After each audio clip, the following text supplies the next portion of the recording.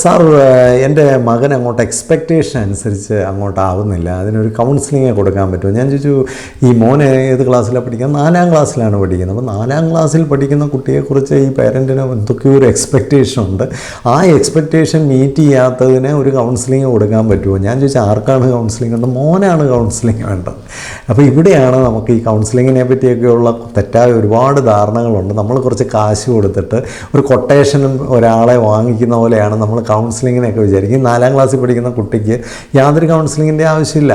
Expectation പേരൻറ്റിൻ്റെയാണ്. ആ expectation അനുസരിച്ച് കുട്ടി പെർഫോം ചെയ്യുന്നില്ലെങ്കിൽ ഒന്നുകിൽ ആ എക്സ്പെക്റ്റേഷനിൽ എന്തെങ്കിലും തകരാറ് കാണും, അല്ലെങ്കിൽ കുട്ടിക്ക് ആ എക്സ്പെക്റ്റേഷൻ മീറ്റ് ചെയ്യാൻ പറ്റാത്ത എന്തെങ്കിലുമൊക്കെ പ്രശ്നങ്ങൾ കാണും.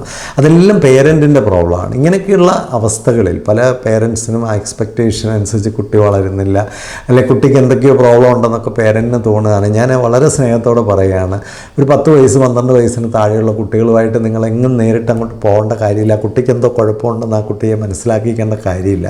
പേരൻറ്റ് പോയി പ്രോപ്പറായിട്ടൊരു ഗൈഡൻസ് എടുക്കുക. സത്യം പറഞ്ഞാൽ പേരൻ്റ് ഒരു നല്ല ഗൈഡൻസ് എടുത്താൽ തന്നെ കുട്ടികളുടെ 95% പ്രശ്നങ്ങൾക്കും പരിഹാരമാകും. അതാണ് ഏറ്റവും പ്രധാനമായിട്ട് ചെയ്യേണ്ടത്.